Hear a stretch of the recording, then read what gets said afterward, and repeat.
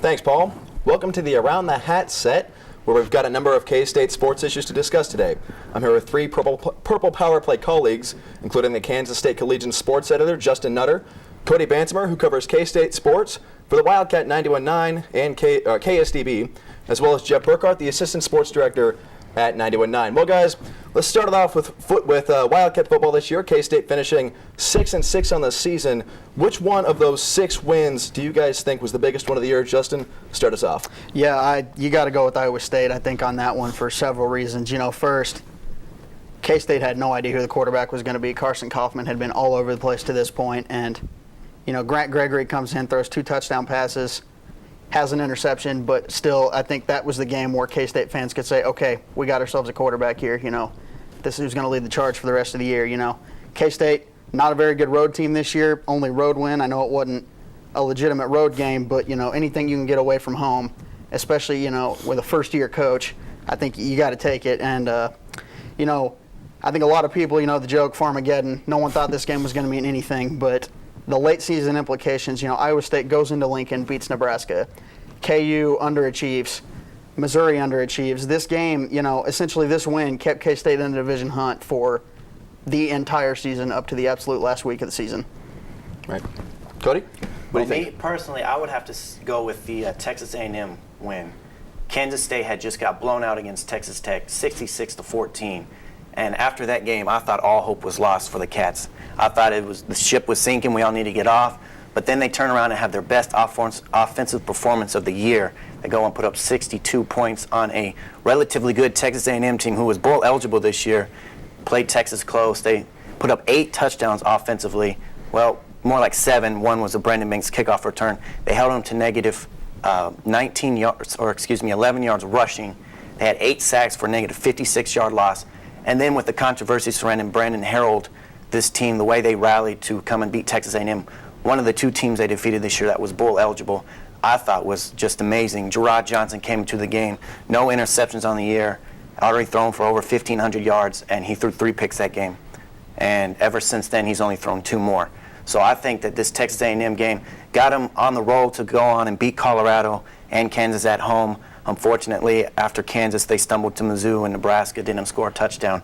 But this Texas A&M game gave a lot of K-State fans hope. This was, I think, their saving game to give them the momentum to go on into conference play, as they were pretty good through the home stretch. Well, Jeff, we've got Iowa State, we've got Texas A&M. You got 4 wins to pick from. What do you think? Well, you guys both made very compelling cases, but I say without a doubt it is the Kansas win. And Bill Snyder, always concerned with the big picture and how things are going to project in terms of longevity. That Kansas win will help out recruiting in the state of Kansas. K-State's going to start to retake some of those elite in-state prospects. We've seen guys like Bryce Brown, Arthur Brown, Chris Harper.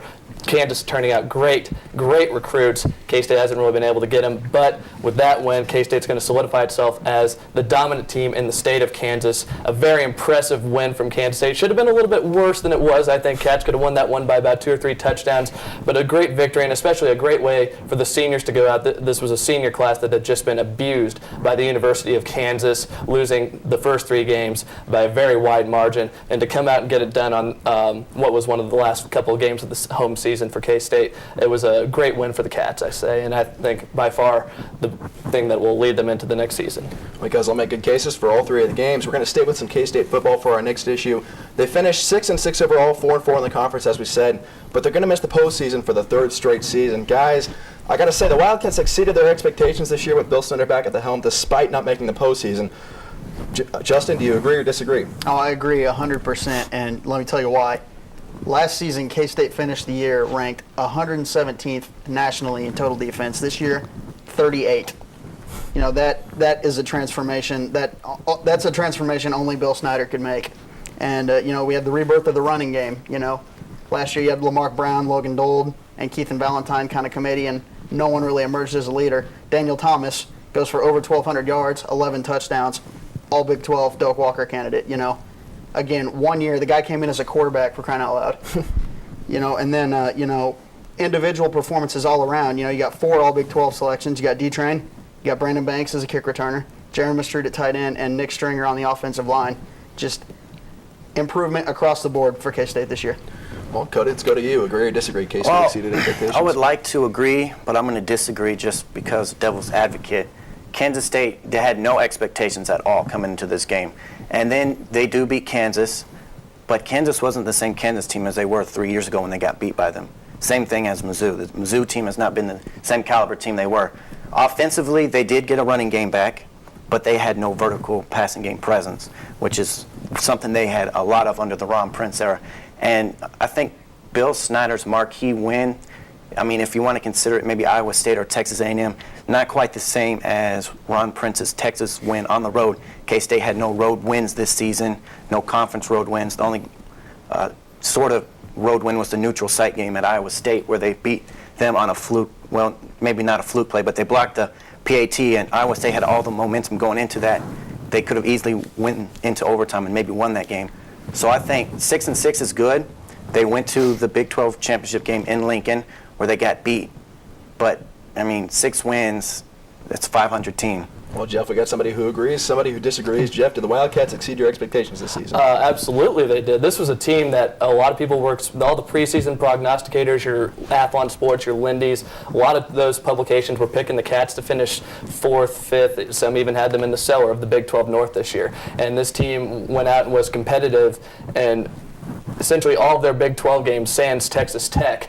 And for this team to win 4 conference games, it speaks volumes about the job that Bill Snyder did and the way that they were able to bounce back, particularly after that Texas Tech loss 66-14 on the road, coming back home against an A&M team that had shown signs that they were on the rebound, and K-State just goes out and smokes the Aggies, beats them by 48 points. A tremendous win there. 4 conference wins for the Cats. Just a very impressive conference performance this year for Kansas State. And it'll be a tough slate next year for the Cats, but I think things are heading in the right direction, absolutely. And a good recruiting class coming in as well. So all things looking up for Kansas State football in 2009, 2010. Well, boys, we're going to move on to some basketball talk here. The Wildcats looked up a very talented team this year, a very deep team, very athletic team, but they're going to need consistent performances throughout the roster. Fill in the blank for me. K-State in order for K-State basketball to succeed, they need consistent performances from blank.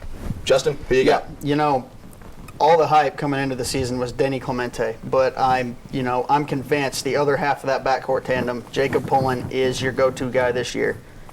Look at his last 3 games. 26 against Dayton, a really good Dayton team. 25 against a really big physical IUPUI team, and he had 20 points on a bad night against Fort Hays State. The dude's a dime dropper. End of story.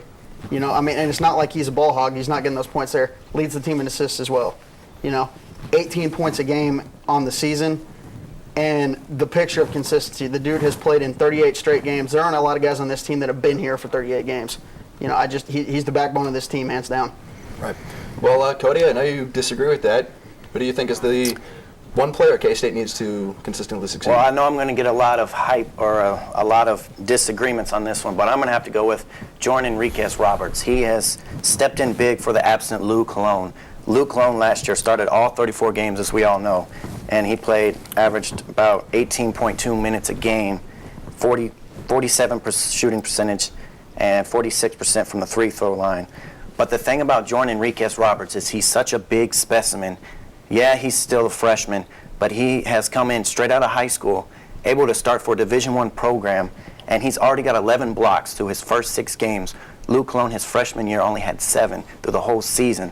So I think Jordan Enriquez Roberts has got to be, that low post presence right now with Lou Colon out. And right now he's doing a good job. I know he's only played 6 minutes the last 2 games.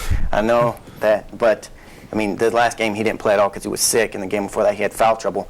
But he doesn't get as in much foul trouble as Lou Colon does. So he's able to play more time when he is active and he is part of that roster.